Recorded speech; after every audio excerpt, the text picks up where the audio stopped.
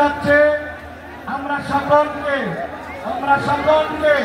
আইন শৃঙ্খলা দেশের মানুষ ফিলিস্তিনের জন্য প্রতিবাদ আন্দোলন বর্তমান গণহত্যা নির্যাতন ফিলিস্তিনের হত্যা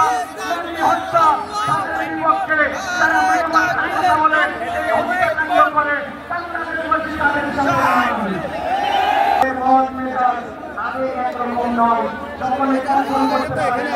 ঠিক আছে একটু ভাই একটু